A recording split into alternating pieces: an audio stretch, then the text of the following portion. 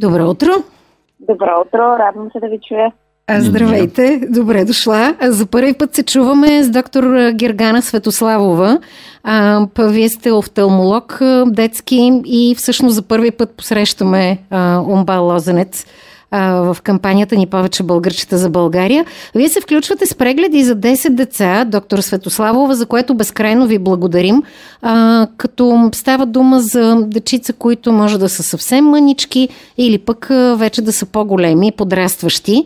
От каква възраст е добре да започнат прегледите? Кога е добре да бъде направен първи очен преглед на детенце?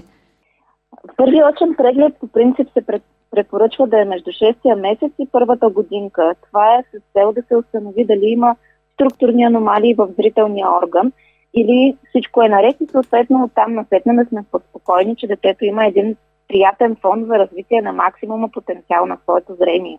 Затова е и първия преглед, защото има някои нарушения, които може да са избегнали от педиатъра или на родителите, да не са ги забелязали, но когато минат през прегледа, ние можем да им обърнем внимание насочено какво трябва да се направи, какво трябва да се следи.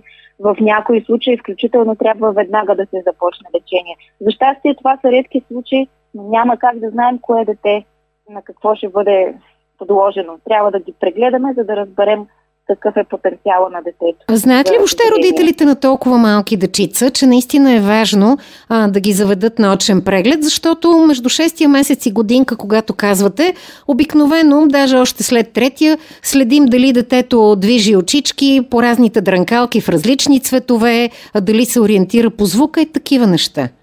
Все повече педиатрите знаят, че този преглед е важен и все повече насочват родителите от ранна възраст.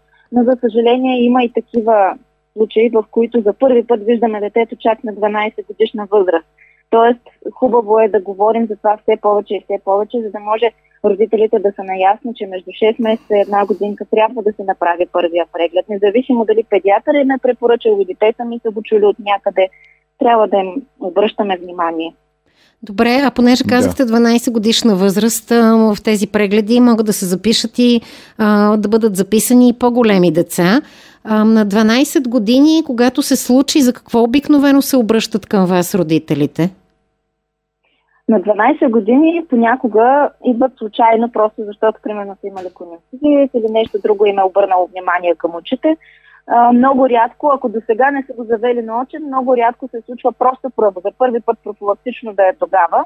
В общия случай става това, че детето вече осъзнава, че не вижда достатъчно ясно. Даже понякога това става и на по-ранна възраст, нали, на 7-8 години, като тръгнат на училище и казват: не виждам добре дъската. Тогава разбират родителите, че всъщност е имал някакъв проблем. Когато са обаче по-малки децата, например на 3-4 годишна възраст, ако не вижда с едното око, детето никога няма да тръгне да сравнява едното око с другото си око на тази възраст и не може да осъзнае, че има проблем. Да. Затова не трябва да чакаме 12, не трябва да чакаме дори и 8. Този преглед, който е на 3,5-4, е много ориентировачен за това какво се случва с детето, въпреки че то не го осъзнава.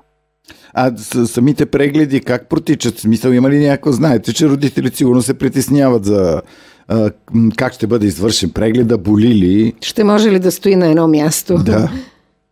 Не, няма. Профилактичните прегледи, първо за всяка възраст има особеност в прегледа. Когато става дума за бебе, наистина е само под формата на игра.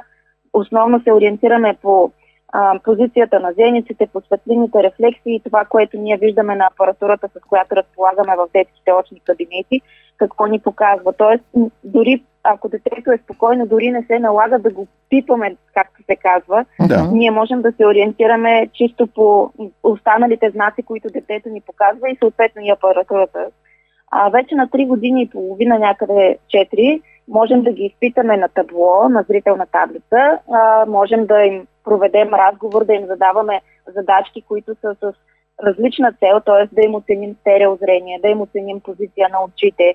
И на тази възраст децата вече разбират. Пак протича под формата на игра, но вече тази игра е свързана с изпълнение на задачи. Но няма никаква болка, не е стрес за детето, защото ако лекаря е опитен, това наистина минава под формата на игра.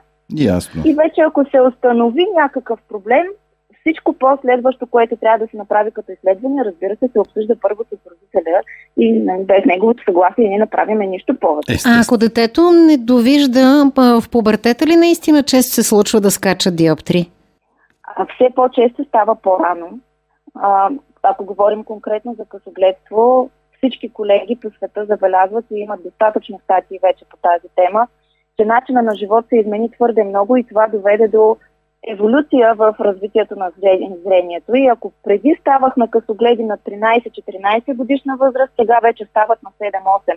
Затова между първи и четвърти клас, дори и детето, тръгвайки на първи клас, да е минало при очен лекар и да е установено, че то вижда отлично, ние ги викаме от първи до четвърти клас всяка година, защото това е в момента възрастта, в която най-неочаквано те стават късогледи.